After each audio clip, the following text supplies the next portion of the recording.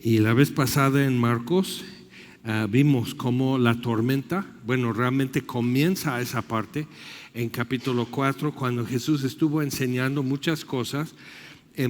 Ya terminó el día, empezó a hacerse noche y dice, vamos, así como estaba en el barco, vamos a cruzar.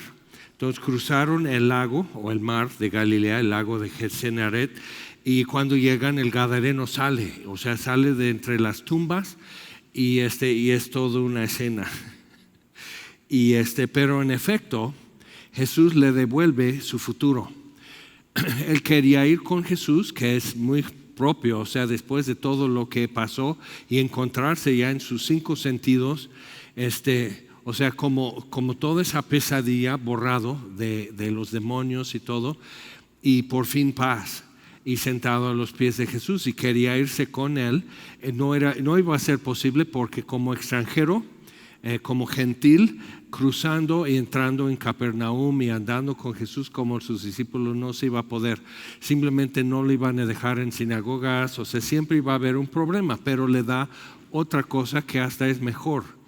Ese primer misionero, Jesús lo envió a su casa y a los suyos para contarles todo lo que Dios había hecho por él. Es interesante porque Decápolis entonces son 10 ciudades en una zona que hacía como una franja entre Persia y el Imperio Romano, para asegurar el paso a espías y tropas y todo eso, que gente leal a Roma estuviera viviendo ahí.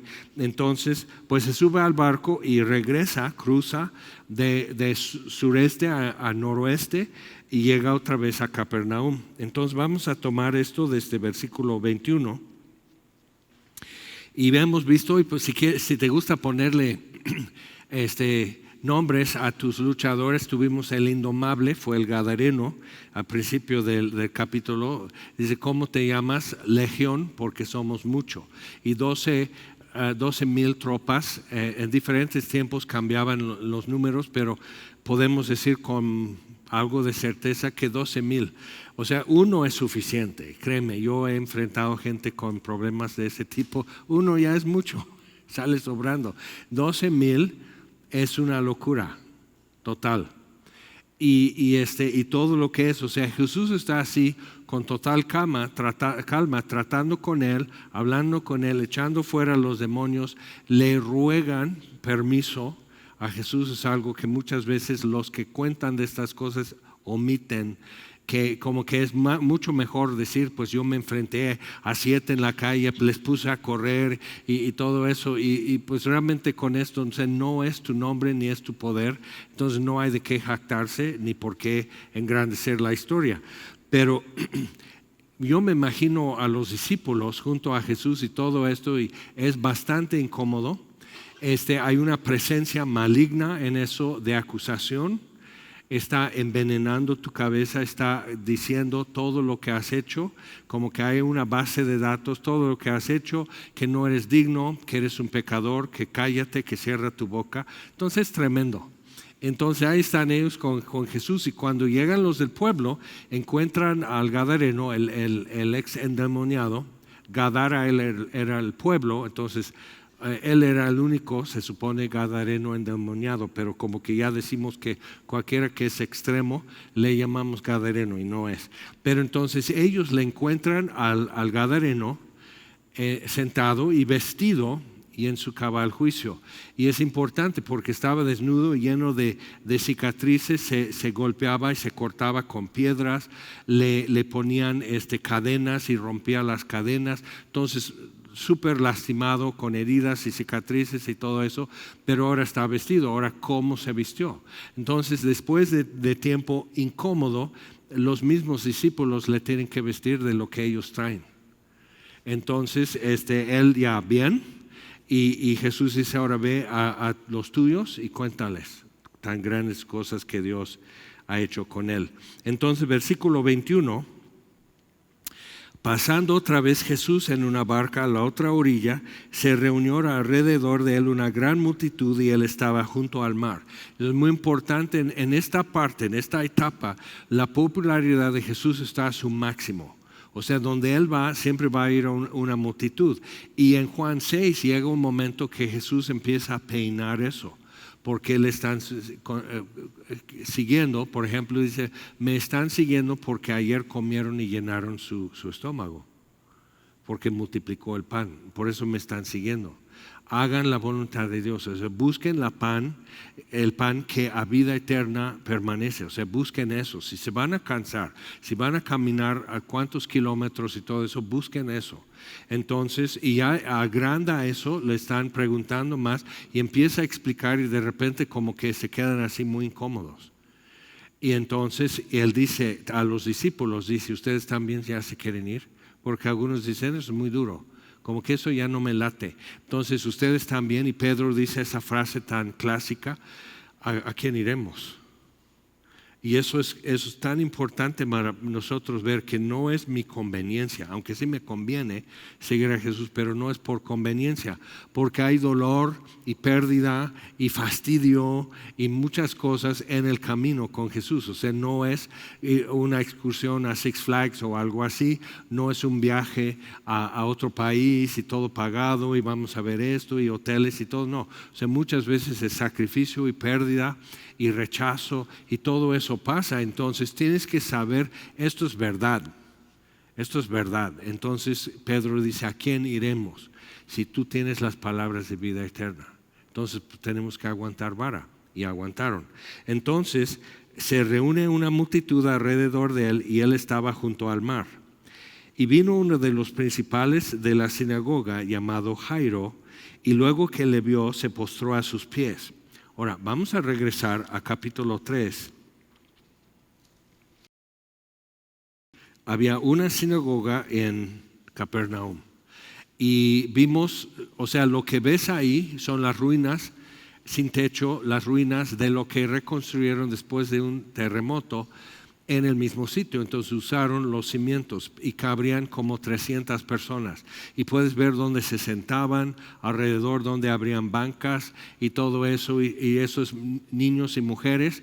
Y a veces dicen, no, pues entonces siempre están discriminando contra mujeres. Como dan pecho, es más correcto que estén donde no interrumpe, porque una que está dando pecho, el niño pues hace ruiditos y para acomodarse y todo, junto a otra hasta se ayudan realmente, y niños y todo eso. Entonces, y era importante, ya no, y ha sido una gran pérdida, que los hombres pueden estar distraídos y dormitando, y las mujeres son las que ponen atención a la predicación de la palabra, y eso no ha fortalecido la sociedad. Entonces, están con todo eso en la sinagoga. Otra vez entró Jesús en la sinagoga. Capernaum era como su base, que era cabecera y punto de entrada de las caravanas del oriente. Entonces era un lugar muy importante, aunque no muy grande ciudad, pero muy importante para difusión de información. O sea, si vas a predicar el evangelio, si vas a dar buenas nuevas y sanar enfermos y todo eso, pues cuanta más gente pasa frente a ti, mejor. Entonces, y allí había un hombre que tenía seca una mano. Ahora, él podría estar en la sinagoga, mas no podría entrar en el templo en Jerusalén por el daño a su mano. Entonces, y obviamente le va a afectar su vida para trabajar y muchas cosas. O sea, es un minusválido, no tan minus como un paralítico, pero sí minusválido. Y le acechaban, porque ven eso, él tiene una necesidad y Jesús sana. Lo saben, ¿ok? Nadie está negando que Jesús haga milagros y que son reales. Necesitamos ver eso también, que no decían es que son trucos, es que es hipnosis, o sea, esos tiempos modernos, o sea, querían tanto ver un milagro que lo vieron pero no sucedió nada. Esta gente no está negando que Jesús hace milagros. El problema es que si es sinagoga es porque es el día de reposo, y entonces como que algún rabino por ahí dijo, no tienes que hacer milagros en el día de reposo. Ok, ¿cuántos milagros has visto en tu vida?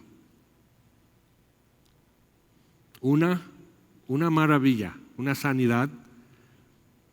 Okay, vamos a decir, quizás en tu vida, 1 o 2, por eso son milagros. Cuando no has visto a alguien por mucho tiempo y llega, dices, ¡qué milagro! Entonces es algo totalmente fuera de lo común. Ahora, la ley en el Antiguo Testamento dice que no harás ningún trabajo usual en el día de reposo. Ok, no es usual un milagro, por definición. Número 2, para Dios eso no es trabajo.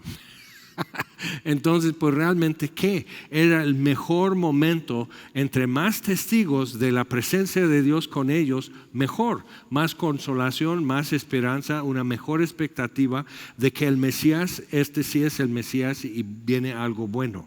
Entonces le están acechando para ver si en el día de reposo le sanaría a fin de poder acusarle. Acusarle no de quebrantar la ley, sino de no respetar la tradición derivada de la ley. Entonces, dijo al hombre que tenía la mano seca. Jesús no era un miedoso, pero tampoco era un rascapleito, simplemente iba derecho a lo que tenía que hacer.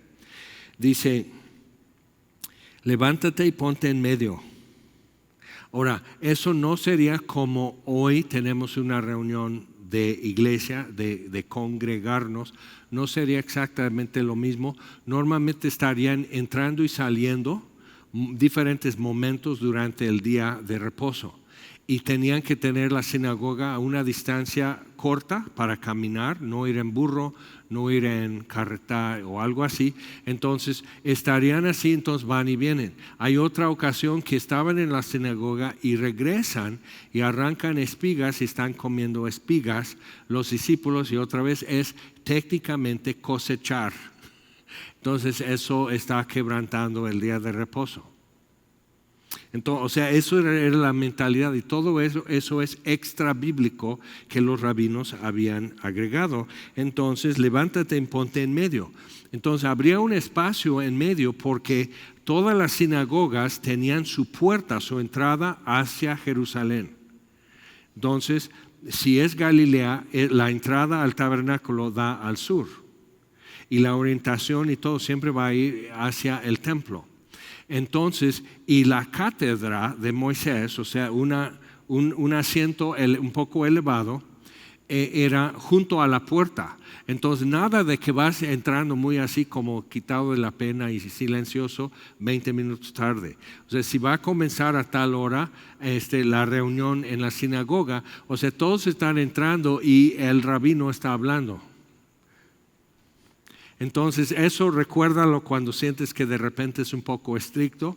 No, nada estricto. Entonces, las iglesias en Europa empezaron a hacer al contrario, que entras así con el crucifijo, todo eso frente a ti. O sea que eso es el objetivo de estar ahí presente. Entonces, la sinagoga era más bien como una escuela. Pero otra vez, o sea, ¿por qué pones el profesor así? Si tú ves en escuelas, en cualquier aula, normalmente el profe tiene su mesa o su escritorio cerca a la puerta.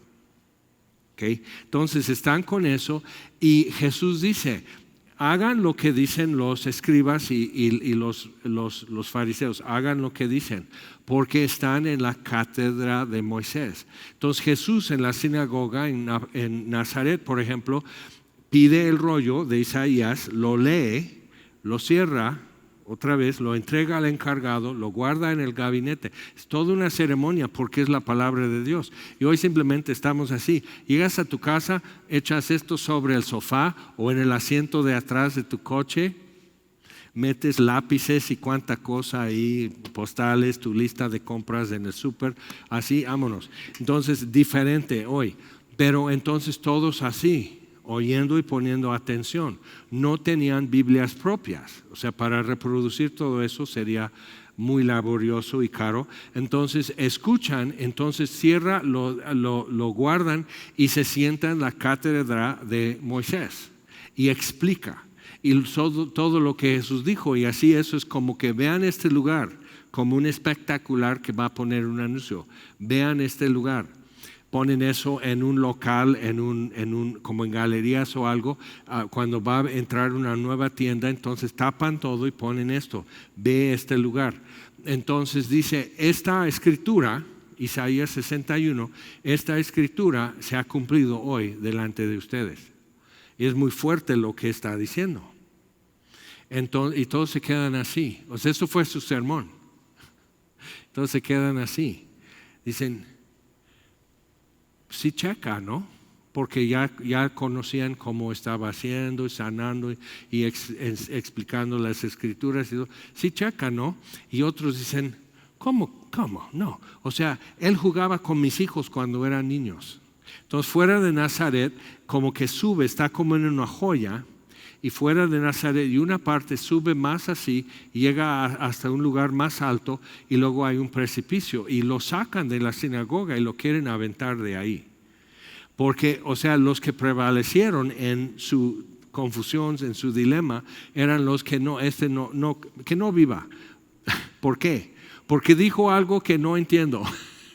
Te das cuenta que algo espiritual está sucediendo cuando se pone tan conflictivo, porque ¿qué ofende de lo que acababa de decir? Y empiezan a decir, no, pero mira, aquí está, o sea, no es hijo de María y José, no están aquí sus hermanas y sus hermanos son y les dan sus nombres, o sea, es uno de nosotros, aquí ha vivido, o sea, profetas no van al kinder con mis hijos. Pues entonces, ¿a dónde van? O sea, no bajan del cielo. Entonces, la mentalidad que tenían cuando Jesús se presenta ante su nación era como raro. Bueno, que entonces, ¿cómo es un profeta?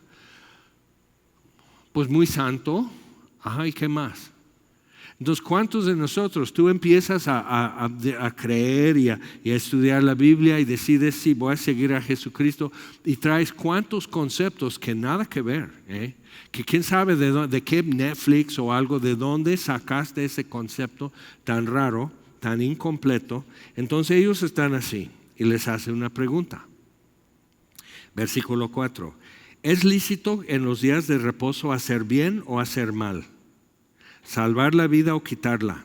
Pero ellos callaban. O sea, Jesús lo pone muy claro, que esto no es complicado como ellos lo habían complicado. Es muy directo, es muy claro que es correcto en el día de reposo. Entonces, mirándoles alrededor con enojo, entristecido por la dureza de sus corazones, dijo al hombre, extiende tu mano. Y él la extendió y la mano le fue restaurada sana. Jesús no le tocó. Entonces, ¿cómo le atribuyen a Jesús el milagro si no le tocó? ¿Te das cuenta? Están mal, están muy torcidos. Entonces, ¿y qué dice? Versículo 6. Y salidos los fariseos tomaron consejo con los herodianos, que eran enemigos. Sería como América y Chivas se sientan a desayunar a ver cómo acaban con... O sea, no, son rivales totalmente. Los herodianos eran totalmente rechazados por los fariseos porque eran muy secularizados, porque seguían a Herodes, totalmente político.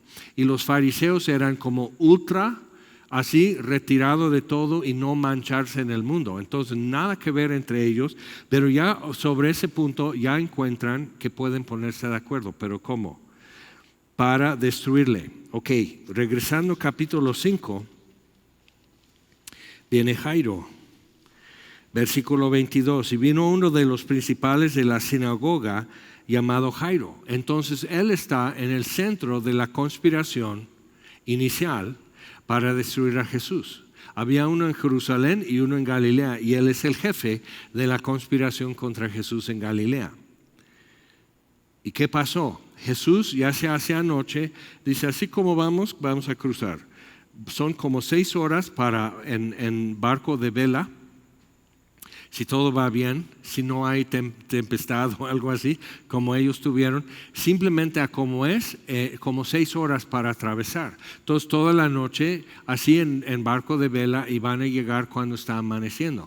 Ahora, si el viento viene, como suele ser de noroeste a sureste, entonces pues llegan más rápido, ¿no? Pero sería noche. Y lo que entendemos aquí con el gadareno es que ya era de día. Entonces están ahí, sucede todo eso, ahora regresan.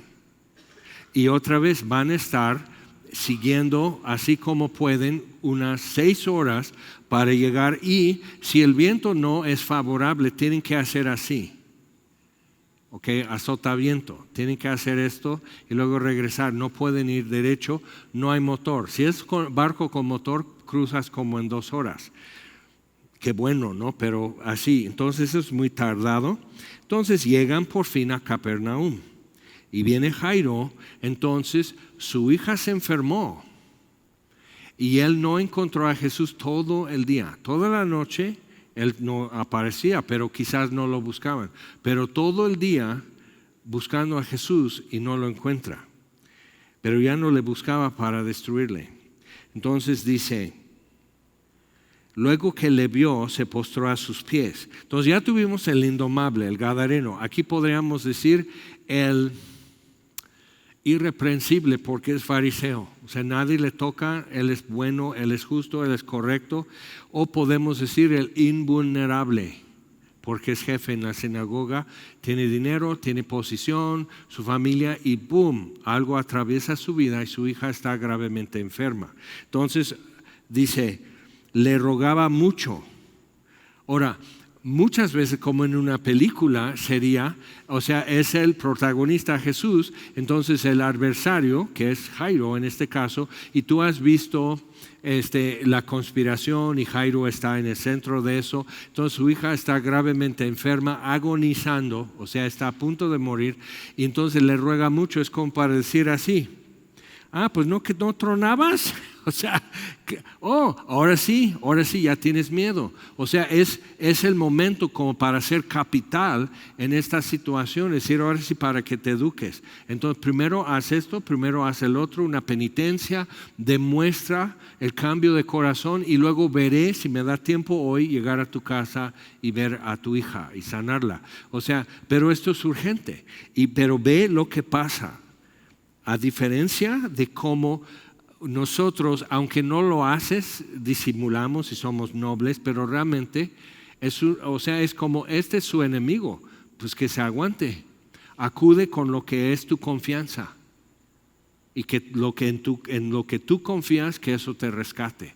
Entonces, y Jesús dice, ven y pon las manos sobre ella para que sea salva y vivirá. Esa es la solución.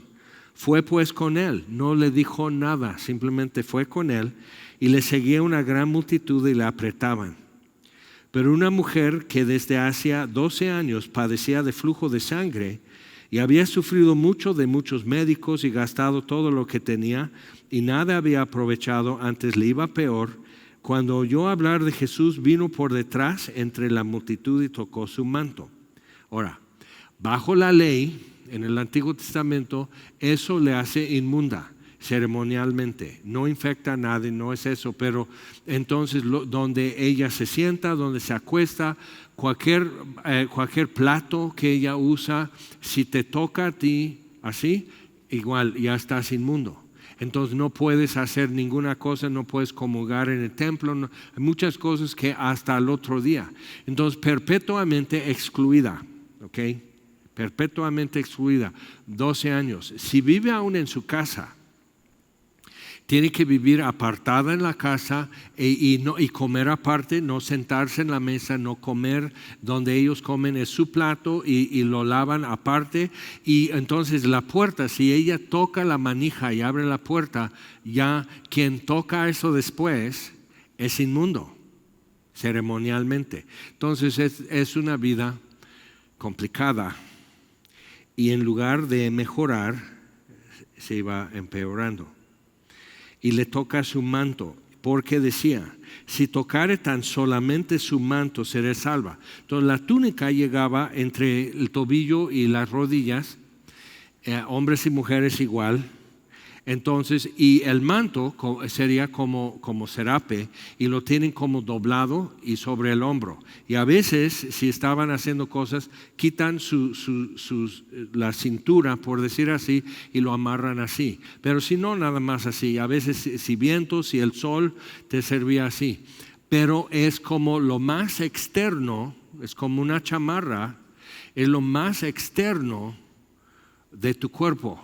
De tu vestimenta y todo eso, si nada más su manto. O sea, en su lógica, y nosotros luego padecemos de la misma lógica equivocada, si yo le toco, él es inmundo. Pero la Biblia dice que Dios cargó en él la iniquidad de nosotros. Nosotros no lo hicimos.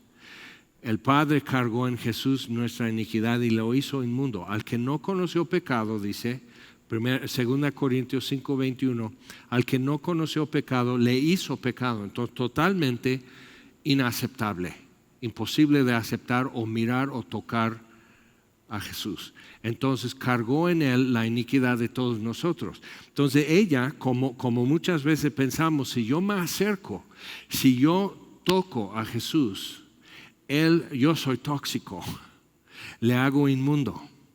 Y en cierta forma es correcto, pero no es lo que sucede. Ve lo que pasa. Y le tocó, versículo 29, y enseguida la fuente de su sangre se secó. O sea, se sanó de la matriz al instante. O sea, para que, no, es porque ya estaba así comiendo cuadritos de sábila y así 3 cada mañana. O sea, ya sea como un licuado de verde o algo así. O sea, alguien podría atribuir otra cosa a que ya se compuso. No, lo hizo de manera, y eso es importante, lo hizo de manera que no queda abierto a discusión de dónde viene esto. Entonces, y sintió en el cuerpo que estaba sana de aquel azote. Luego Jesús, conociendo en sí mismo, hay una transacción aquí, conociendo en sí mismo el poder que había salido de él, volviéndose a la multitud, dijo: ¿quién ha tocado mis vestidos? O sea, ¿qué? ¿Tienes que pagar? O sea, pasa aquí con Pedro y él te hace una nota, o si necesitas factura. O sea, ¿por qué quiere Jesús saber quién le tocó? Y los discípulos, con su famosa lógica, dicen, sus discípulos le dijeron: ¿ves la multitud que te aprieta? O sea, ellos ya fastidiados. Dejaron una multitud, cruzaron el mar de Galilea, estuvieron con un loco y un pueblo de locos. Entonces regresan y otra vez una multitud y gente necia y todos empujando y todos jaloneando y todos pisando tus pies y todo así, y es fastidio. Y dice: ves la multitud que te aprieta y dices: ¿quién me ha tocado? O sea, ¿quién no te tocó? Hasta el que llegó tarde ya te tocó. Entonces, ¿quién me ha tocado? Pero él miraba alrededor para ver quién había hecho esto. Entonces la mujer, eso es tremendo, porque ella diría: 12 años vivir como rechazada, intocable, indomable, invulnerable, ahora es la intocable. Entonces, viviendo así, o sea, ya no se acuerda tener un trato normal. Es como después de la pandemia, hay gente que todavía anda en su carro con su cubreboca.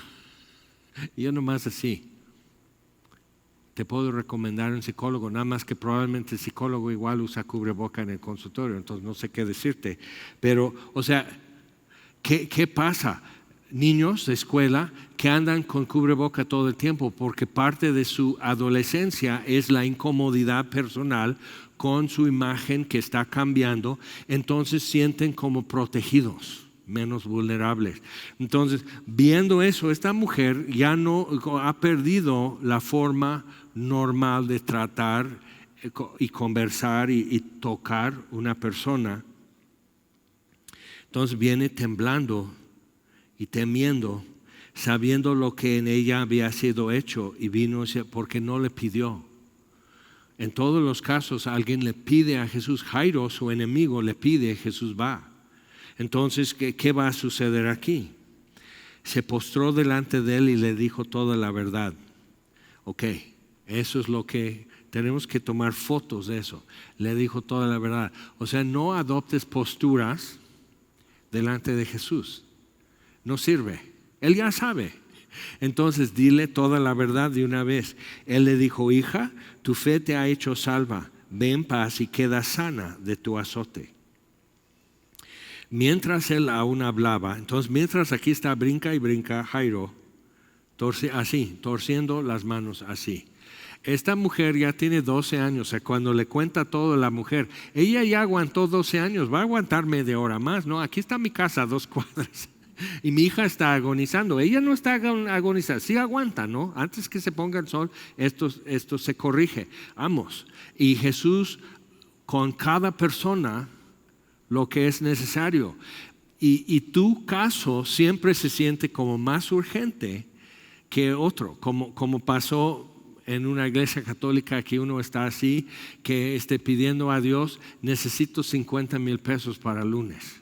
Dios, por favor, haz un milagro, necesito 50,000 pesos para el lunes. Entonces y llega otro y está diciendo, Señor, necesito 500 pesos para el lunes o pierdo todo. Entonces el que necesita 50,000 le da uno de 500, vete y déjamelo a mí. O sea, no le interrumpas. Entonces tienes a Jairo y la mujer y dices, dale 2 aspirinas y yo llevo a Jesús a su casa al ratito, pero que nos espere. Y Jesús hace lo que hace, y como en el caso de Lázaro con María y Marta, sus hermanas y todo eso, no entienden por qué no viniste a tiempo. Pudiste haberlo hecho, pero resucita a Lázaro, por eso no vine a tiempo.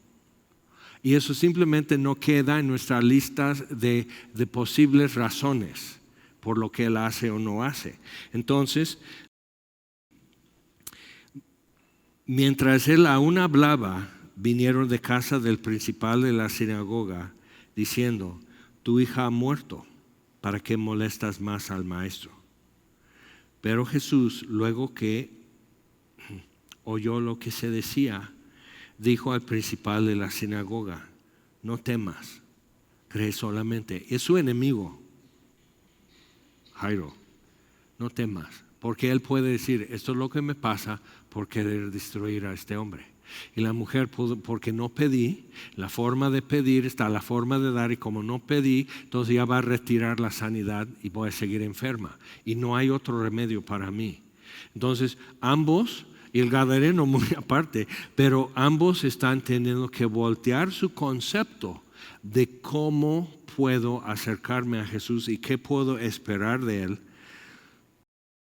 No temas, cree solamente. Y no permitió que le siguiese nadie, sino Pedro, Jacobo y Juan, hermano de Jacobo. Entonces los demás 9 tienen que quedarse con la multitud y los paparazzi y todo eso. O sea, contestando preguntas o viendo qué y por qué no les dejaron entrar. ¿Ustedes qué? ¿Están muy manchados? ¿Qué pasó? Entonces no sabemos, pero siempre Pedro y Juan y Jacobo jalan más con él. Y sí se siente gacho ser tan chafa. O sea, los deja así con la bola. Hagan lo que pueden. Y estos 3, ¿por qué? Porque hay un hombre y su esposa que su corazón está roto. Y no necesitamos una multitud, y no necesitamos más ruido y más gente abriendo su boca. O sea, ves, dentro de eso te das cuenta que Jesús está haciendo algo muy pensado y muy correcto. Está pensando en los más afectados.